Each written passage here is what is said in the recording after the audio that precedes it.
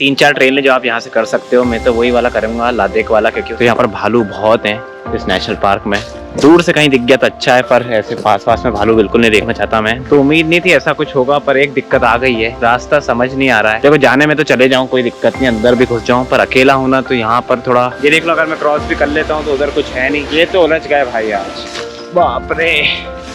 करना तो नहीं चाहिए मुझे ये, पर जाना नहीं चाहता बिना उस वाटरफॉल को देखे।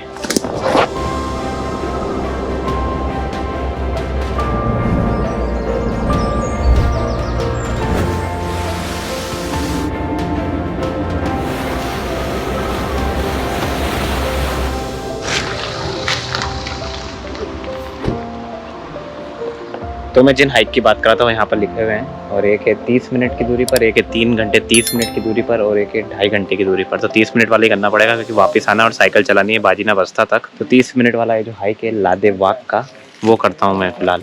और एक और हाइक है यहाँ पर इस साइड लिखा हुआ है कालू देर्स के बारे, ये 3 घंटे का है। तो बहुत सारे हाइक हैं, पहाड़ी एरिया तो हाइक तो होंगे ही सही। तो ये आधे घंटे वाला अपने टाइम के बजट में है, तो लादेवाक का हाइक शुरू करता हूँ। तो ये 3-4 ट्रेल जो आप यहाँ से कर सकते हो, मैं तो वही वाला करूँगा, लादेक वाला, क्योंकि वो 30 मिनट का है और यहीं से वो रास्ता जा रहा है। बोल रहे हैं, इस पर लिखा हुआ है कि ये रिवर को फॉलो करते रहो, आप पहुँच जाओगे। मेरे हिसाब से जो राइट साइड वाला रास्ता है यही वहीं जा रहा है, और गूगल मैप पर भी अवेलेबल है, तो गूगल मैप को फॉलो करते करते पहुँच जाऊँगा। और एक और बोर्ड है यहाँ पर, उस पर देखते हैं क्या लिखा हुआ है। तो यहाँ पर भी आपको हिस्ट्री देखने को मिलेगी राका मोनास्ट्री की।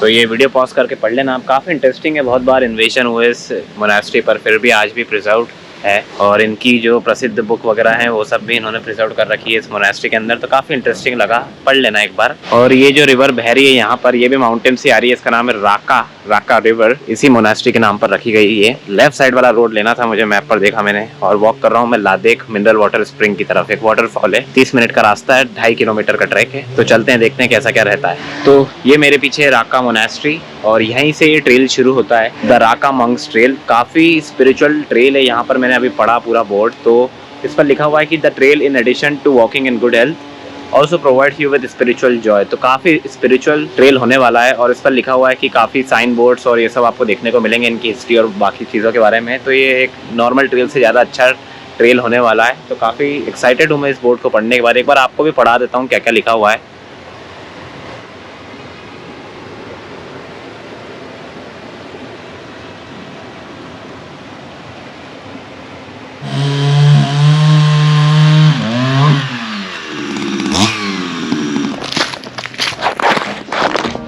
तो एक पूरा सा पाथ बना हुआ है, इधर राका रिवर चल रही है, बहुत ज़्यादा गहरी नहीं है और बहुत ज़्यादा पानी नहीं, नॉर्मल सी रिवर है जो पहाड़ों की नदियाँ रहती हैं। ये पूरा सा ट्रेल दिख रहा होगा आपको, इस पर सीधे जाना है। मेरे हिसाब से साइकिल ला सकते हो, पर पैरें तो चलाने में मज़ा नहीं आएगा, पंचर होने का भी रिस्क रहता है ऐसे में। और आगे बढ़ता जा रहा हूँ, ज़्यादा लंबा नहीं है, 2 किलोमीटर का, 30 मिनट में पहुँच जाऊँगा मैं। और एक अलग ही वाइब है इस जगह की, एकदम सन्नाटा है, क्योंकि कोई लोग भी नहीं है यहाँ पर। इक्का दुक्का दिख गए तो दिख गए, और सिर्फ इस नदी की आवाज़ आ रही है, सूखे पत्ते पड़े हुए हैं नीचे और सनलाइट आ रही है ऊपर से, मतलब एकदम नेचर की गोद में ये वाला ट्रेल।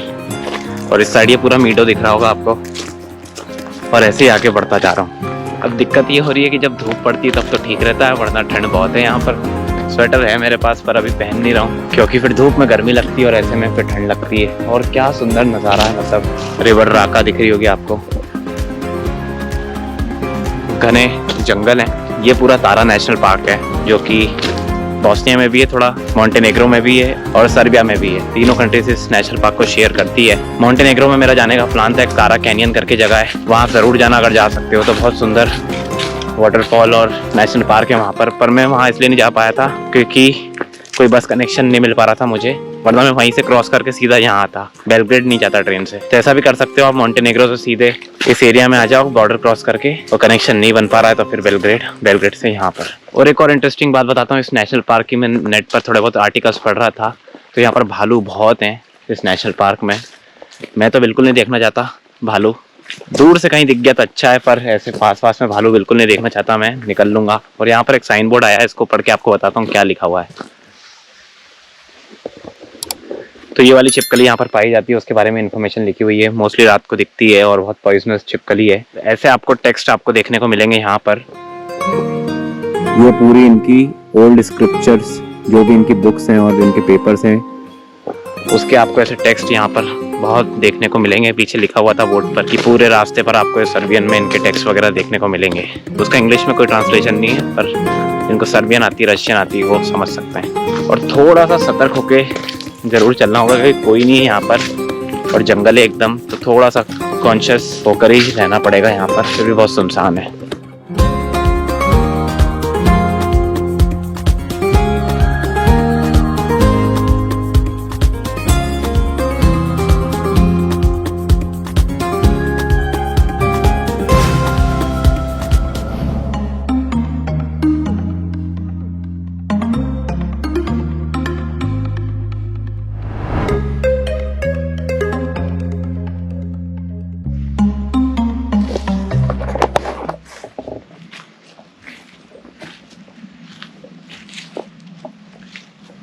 तो यहाँ बोलना अलाउड नहीं ज़्यादा, क्योंकि ये स्पिरिचुअल फास्टनिंग की जगह है इनकी। काफ़ी सुंदर बनी हुई है। यहाँ पर हट वगैरह है, बैठ सकते हो, शायद मेडिटेशन वगैरह करते होंगे यहाँ पर। और चारों ओर ये पेड़ दिख रहे हैं सुंदर सुंदर। यहाँ पे बात करना अलाउड नहीं है, कोई है नहीं, इसलिए मैं बोल रहा हूँ। और बैठने का मन था, पर वहाँ पर इतने रूल्स एंड रेगुलेशंस थे, तो आगे ही बढ़ते हैं। तो एक सांप पाया जाता है यहाँ पर, बहुत ही रेयर स्पीशी है, नदी के पास ही देखने को मिलेगा, ऐसा लिखा हुआ है। काटता नहीं है सांप, दूर भाग जाता है, तो इतनी दिक्कत है नहीं। और ये एकदम नदी के साइड ही चल रहा हूँ अब मैं। राका रिवर, राचा रिवर। और कुछ भी मैं सांप वाप तो बिल्कुल देखना नहीं चाहता हूँ आज, कोई मन नहीं है।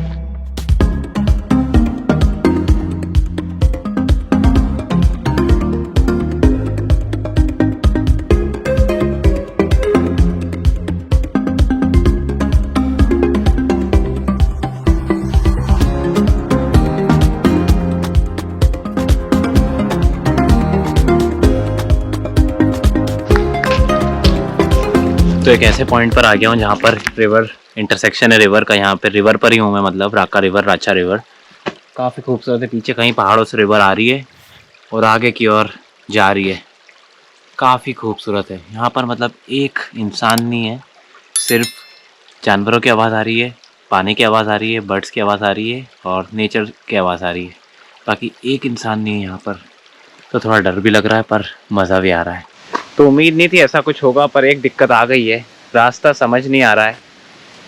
मैप पर भी यहाँ पर रास्ता ख़त्म हो जाता है। इस साइड रिवर चल रही है, रिवर को ही फॉलो करना था मुझे, पर रिवर तो दिख रही है अच्छी खासी, पर जाऊँ कहाँ? मैं यहाँ से आया हूँ पीछे से, इधर आगे पूरी घास वास दिख रही है, जानवर सांप वगैरह हो सकते हैं इसमें। जाऊँ कहाँ मैं? तो अच्छे से दिखा देता हूँ। मैं यहाँ ऊपर से आया था, प्रॉपर रास्ता दिख रहा होगा आपको, और पीछे कोई रास्ता ही नहीं है यहाँ पर। थोड़ा बढ़ के देखूँ क्या आगे? जाना तो नहीं चाहिए वैसे। देखो जाने में तो चले जाऊँ, कोई दिक्कत नहीं, अंदर भी घुस जाऊँ, पर अकेला हूँ ना, तो यहाँ पर थोड़ा सेफ खेलना ज़रूरी रहता है ऐसे अकेले में। वेट करते हैं, कोई तो दिखेगा, उससे रास्ता पूछेंगे। उधर तो क्योंकि जंगल ही दिख रहा है मुझे पूरा। और गूगल मैप की बात करूँ तो मैप यहाँ पर नेटवर्क नहीं मिल रहा है, और ऑफलाइन मैप वॉकिंग का बताता ही नहीं है। बहुत बुरी बात है गूगल मैप की, सिर्फ ड्राइविंग का बताता है ऑफलाइन मैप, जो कि मैंने डाउनलोड कर रखा है, पर ये ड्राइविंग वाला रूट ही नहीं है, तो क्या बताएगा। तो ये गूगल को बहुत जल्दी फिक्स कर देना चाहिए, क्योंकि ज़्यादातर ट्रैवलर्स ही यूज़ करते हैं गूगल मैप को, और वो हाइक भी बहुत करते हैं, पैदल भी बहुत चलते हैं, तो पैदल तो बहुत ज़्यादा ज़रूरी ही है गूगल मैप में। शायद ये रिवर क्रॉस करनी पड़ेगी मुझे, और फिर कुछ मिल जाएगा मुझे। तो उधर भी कुछ दिख तो रहा नहीं है, क्या मिल जाएगा? ये देख लो, अगर मैं क्रॉस भी कर लेता हूँ तो उधर कुछ है नहीं। ये तो उलझ गए भाई आज। रिस्क ले रहा हूँ थोड़ा सा, ये घास फूस में से आगे चल के उधर से एक व्यू ले लूँगा। बाप रे, करना तो नहीं चाहिए मुझे ये, पर जाना नहीं चाहता बिना उस वाटरफॉल को देखे। कोई रास्ता नहीं है ना, देखो कुछ भी नहीं, जंगल में फंस गया हूँ बीच। वापस जाता हूँ, 15-20 मिनट कोई का इंतज़ार करूँगा, वरना मैं वापस निकल लूँगा। इधर अननोन जगह पे, अननोन देश में, तारा नेशनल पार्क के जंगलों में मैं कोई प्रॉब्लम नहीं चाहता हूँ। तो यहाँ पीछे से मेन रास्ते से आया मैं, वहाँ नीचे अभी गया था जहाँ पर कोई रास्ता नहीं मिला। एक ऊपर हल्का सा जंगलों में रास्ता जा रहा है, एक बार यहाँ और चेक कर लेता हूँ, हो सकता है कि यहाँ रास्ता हो, क्योंकि प्रॉपर रास्ता तो वही दिख रहा है, पर ये कोई रास्ता नहीं है मेरे हिसाब से, क्योंकि रास्ता होगा तो प्रॉपर होगा, ऐसी घास वगैरह वैसे जा तो रहा है, पर ये भी रास्ता ही दिख रहा है और उसी डायरेक्शन में जा रहा है। तो हाँ, मैं उधर थोड़ा कंफ्यूज हो गया था, हर कोई कंफ्यूज हो जाएगा। थोड़ा सा मतलब बीच में जंगल एरिया था तो ऐसा लग रहा था रास्ता नहीं है, क्योंकि जनरली हाइकिंग ट्रेल्स पर पेड़ पौधे उगते नहीं, क्योंकि लोग वॉक करते रहते हैं तो उग नहीं पाते हैं। पर हाँ, ये रही राचा रिवर और ये मैं आ चुका हूँ रास्ते पर। ये फिर से घास वाला रास्ता आ गया है, तो समझ नहीं आ रहा क्या करूँ, क्योंकि ऐसे घास वाले में कुछ भी सांप बिच्छू कुछ भी हो सकता है, तो डर लगता है थोड़ा वॉक करने में। पर एडवेंचर तो अच्छा हो रहा है, पर क्या नेचर की जगह पर आ चुका हूँ मैं। यहाँ पर नदी है और आसपास कुछ भी नहीं है, मतलब पेड़ पौधे हैं पर लोग, कोई सिविलाइजेशन की प्रेजेंस नहीं है यहाँ पर। और क्या ब्यूटीफुल व्यू है मतलब इस रिवर का, यहाँ से मैं आपको दिखाऊं तो हैरान रह जाओगे आप। ये देखो ऊपर से आ रही है पूरी नदी, गजब। थोड़ा सा बीच में आ गया नदी के, पर मैं ज़्यादा रिस्क ले रहा हूँ क्योंकि ये जूते वाटरप्रूफ नहीं, इतना गुस्सा आ रहा है। ये यूएस में लिए थे मैंने, हाइकिंग शूज़ है, लिख भी रखा था वाटरप्रूफ है, पर वाटरप्रूफ नहीं है, तो पानी घुसा भी अंदर थोड़ा तो पीछे हटा। पर हाँ,